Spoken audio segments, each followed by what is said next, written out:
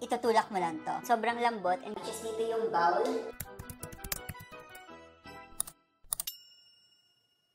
Ayan, sabi sa comment, do a quick room tour. Ayan, nag-uutos na naman kayo, kala nyo kung sino. Pero dahil malakas kayo, sige na nga, let's try it! Hello, it's me, Jervan, and welcome to my vlog. Again? Dito na ako sa may labas ng pinto and papakita ko sa inyo kung paano yung entrance. Papakita ko kung ano yung itsura pag pumasok ka sa loob ng room ko. Ayan, may fingerprint tayo dito para syempre wala makapasok. Ako lang. Tapos ayan, fingerprint. And 1, 2, 3. Ayan. Ooh. Ayan siya, guys. Makikita nyo naman kung gaano kalawak yung room. Ito yung, ang tawag dito, basta yung sofa. Ayan, tapos ito yung bed. Para lang meron siyang, may matambayan ako dito pag gusto ko lang umupo. Tapos ito yung bed niya, semi-double yung size neto. Tapos ito yung electric fan. And of course, ito yung study table ko or work table ko. Dito naman sa may, tabi ng pinto, dito yung mga light ng switch. Light ng switch? Dito naman yung mga switch ng light, and ayan, ito, yung malaki na to, ito yung pang center light. So, click natin, and makikita nyo yung center light. 1, 2, 3. Oh, diba? Amazing!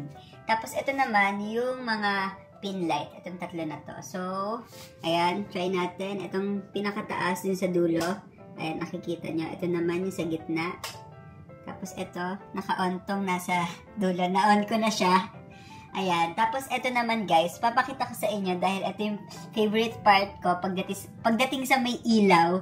Ayan, siguro mas okay pagpapatay natin tong center light para mas ma-appreciate nyo. Ayan. Tapos, yung ibang pin light, patayin na rin natin. Siguro yung, ito na lang. Tapos, ayan. Ayan. So, ito na guys, papakita ko sa inyo. 1, 2, 3.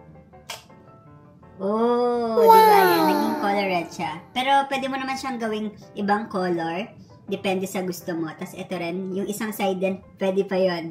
1, 2, 3, go! Ayan, naging kulay violet ba siya o pink? Pero ayun guys, pwede mo siyang i-customize yung ilaw niyan. Depende sa kung anong trip mo. Meron pa tayong isang switch dito sa headboard ko. May pailaw din to. Ayan. Ito. Ayan. Oh, di ba guys? Grabe ang ganda. Lalo na pag cuddle weather or what ganun. Sobrang calming lang ng ilaw, ganun. Tapos para na rin siyang para na rin may built-in ring light. Dahil tignan mo naman, ayan, may ilaw na mismo directly sa may mukha mo pag dito ka humarap. Tapos ayan, kitang-kita mo yung accent ng cove light natin. Ayan. So yun pa yung nagpapaganda yung kisag.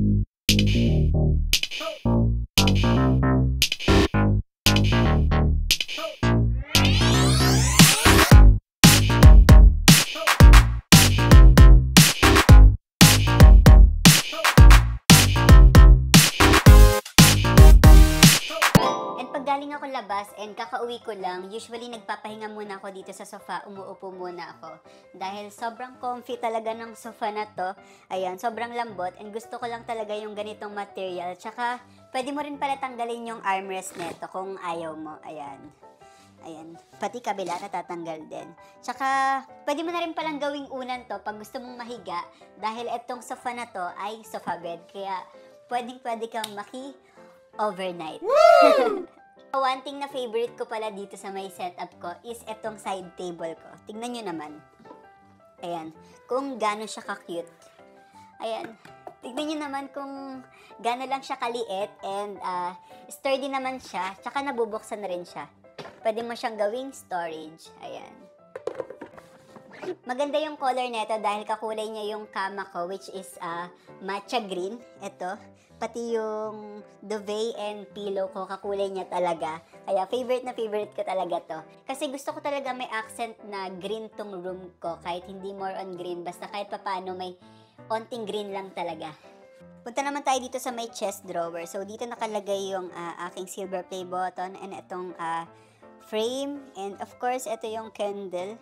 Ayan, may pa-candle tayo dito para may scent ang ating room pag sinindihan. Tapos, usually dito makalat guys, and mga ano lang to, mga coffee ko, ganon, dito lang nakalagay. And ito, yung mga gamit ko sa pagka-content. Usually, mga ring light, ganon, mga pailaw. And dito, mga shoes. Ayan, mga shoes. Basta guys, magulo, wag nyo nang tignan. Ayan, gusto ko kasi sa workspace ko is medyo white lang, tas minimalist lang tignan. Kaya ito naman yung napili kong chair lang. Sa Orange app ko lang din siya nabili. So usually ginagamit ko iPad and laptop sa pag-edit. Tapos ayun, syempre hindi mawawala yung kape natin. Tapos minsan nagcho-chocolate ako para may energy. Pag nag-video ka dito, ayan, makikita mo yung ang tawag dito. Makikita mo yung cove light ko.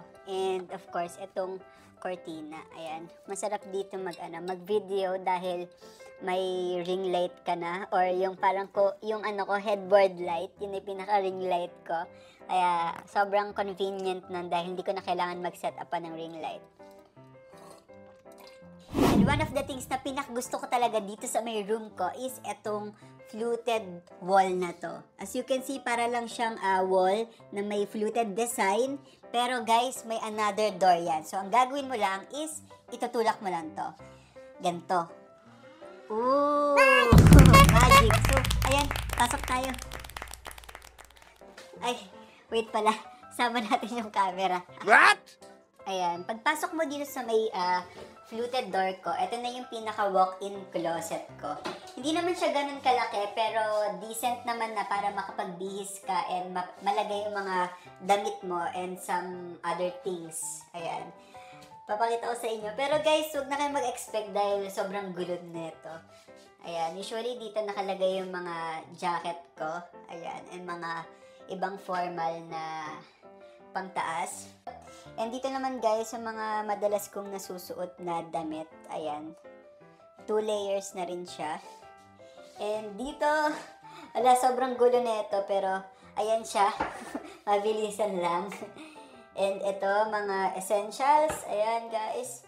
Tapos ito, mga kung ano-ano lang din. Tapos dito, mga abubot, kung ano-ano man. And dito, mga box ko, mga gadget box, or mga iba't iba pang gamit. Tapos ito, mga kung ano-ano lang din. And dito yung mga brief and socks. And may storage pa ako dito na pwede mo pang upuan. Ayan. Usually mga bag nakalagay dyan.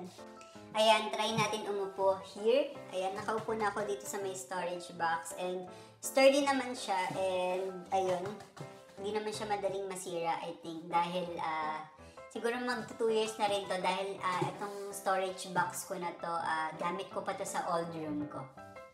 After walk-in closet, ayan, meron ulit door, papasok dito sa CR. So, ayan, open na natin. Ooh! Ayan, ito yung pinaka-CR natin. Ito naman yung pinaka-shower area. Hindi naman ganun kalawak tong CR natin, pero kahit papano, meron tayo ditong shower area. Ayan, makikita nyo naman. And ito yung accent niya, color wood, dahil bagay siya sa may beige na tiles. Tapos ito yung pinaka-divider ng dry area and wet area. So meron tayong black accent dito na glass. And dito naman tayo sa dry area, which is dito yung bowl. Ayan, and ito yung lavatory natin. So bilog to, dahil gusto ko talaga bilog. Tapos itong mirror natin bilog din. Tapos may mode siya, 3 mode siya, nababago yung kulay. Ayan. Ayan. Ayan. Tapos pwede mo rin siyang patayin. Ayan, saktong-sakto lang naman talaga itong CR na to dahil mag-isa lang naman ako kahit papano may maliliguan ako, diba? Yun yung mahalaga, tsaka may And guys, quick room tour lang to, kaya dapat mabilis lang talaga and madali lang. Ayun, kaya dito ko natatapusin ang aking vlog. Kaya sana na-appreciate nyo ang aking vlog kasi minsan lang ako mag-vlog guys, kaya sana suportahan nyo naman ako sa pagbablog ko. Para mas sipagin ako, diba? Kaya mag-comment lang kayo kung ano pa yung mga pwede kong i-vlog para mas marami pa tayong ma-produce na content para sa inyo. So yun lang guys, see you next time. Bye!